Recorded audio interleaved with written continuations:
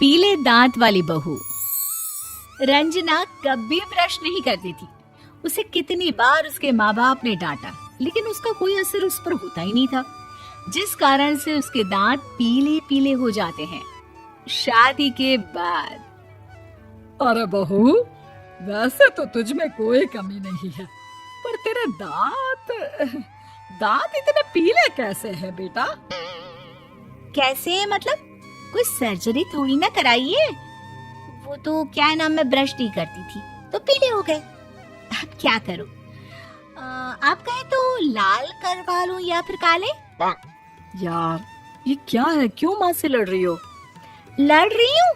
अरे मैं लड़ रही हूँ या ये बोल रही है कि दांत पीले हैं, पीले।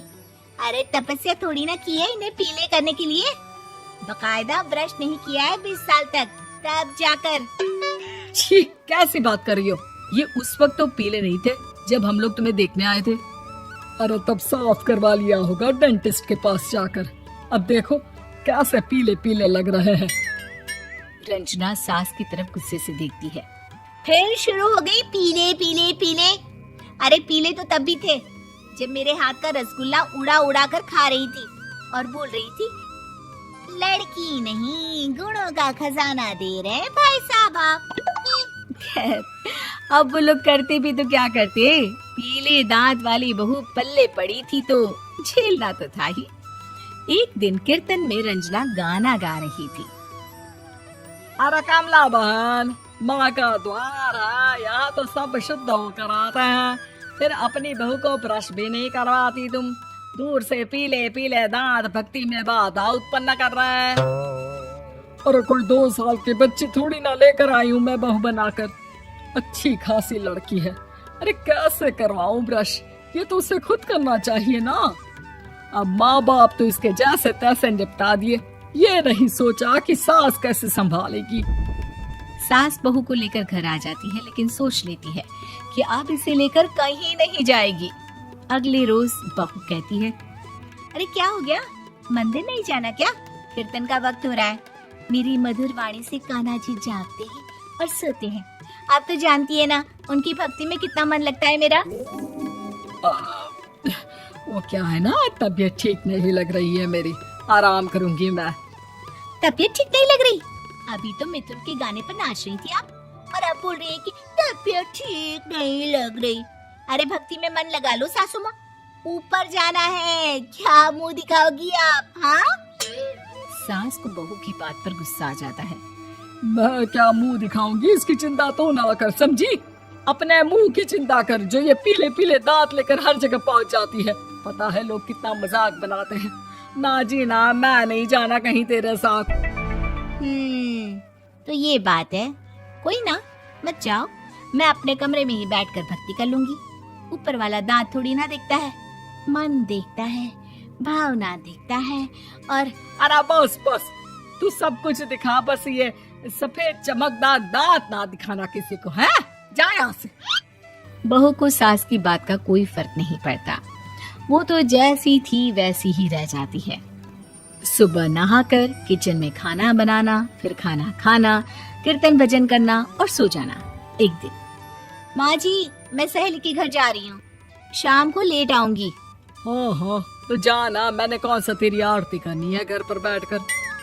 रंजना सहेली के घर जाती है, जहाँ वो पार्टी में जाने की तैयारी कर रही होती है।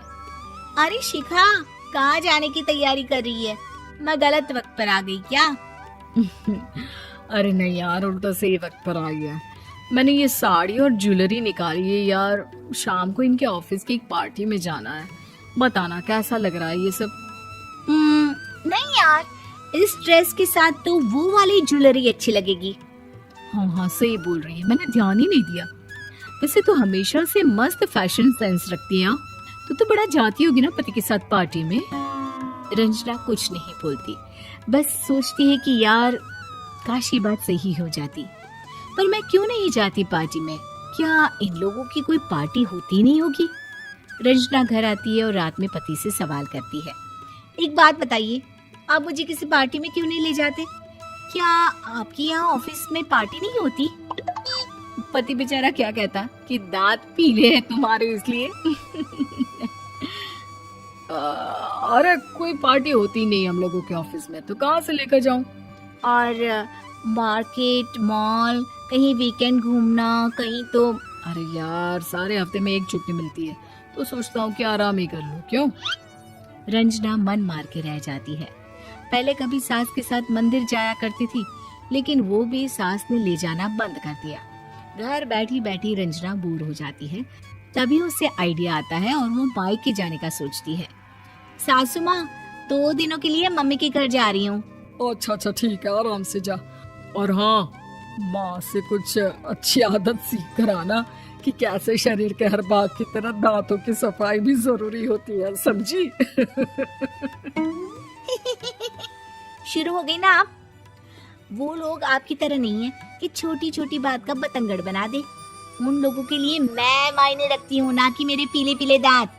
रंजना माँ को बिना बताए उन लोगों को सरप्राइज देती है, लेकिन जैसे ही वो दरवाजे पर पहुंचती है, अंदर देखती है कि घर वाले कहीं जा रहे होते हैं। अब माँ, काश रंजना दीदी के दांतों वाली प्रॉब्लम नहीं होती, तो वो भी हम लोगों के साथ चलती ना बुआ जी की बेटी की शादी में। हाँ बेटा, लेकिन अब उसे कौन समझाए कि उसको उसके पीले दांत नहीं दिखते, लेकिन उसके आसपास के लोगों को कितना एम्बैरेसिंग फील कराते हैं। मुझे तो कितनी बार उसके स्कूल की टीचर ने शिकायत की कि उसके साथ कोई लड़की बैठना भी नहीं चाहती, और ना ही कॉलेज में कोई उससे बात करना चाहता था। लेकिन पता नहीं क्यों उसे ये बात समझ में ही नहीं आती। कोई कमी नहीं है उस लड़की में, बस यही कि दांत पीले हैं। वो तो भला हो जीजा जी और उनकी माँ का, जो दीदी को जैसी है वैसे ही रखा हुआ है। रंजना को अपने घर वालों की बात सुनकर बहुत दुख होता है। वो सोचती है कि वो क्या करे, लेकिन फिर वो सीधा डेंटिस्ट के पास जाती है, अपने दांत चमकाती है और कसम खाती है कि वो रोज ब्रश करेगी। अरे क्या हो गया? तुम तो 2 दिनों के लिए गई थी ना, पर कोई ना, अच्छा है, चलो आ गई तो। रंजना सास के सामने आकर खड़ी हो जाती है और पूरी स्माइल करती है, उसके चमकदार दांतों को दिखाती हुई। चले मंदिर। माँ, मुझे माफ कर दीजिए, मैंने आप लोगों को बहुत एम्बैरेसिंग फील करवाया। मैं आज से रोज ब्रश करूंगी।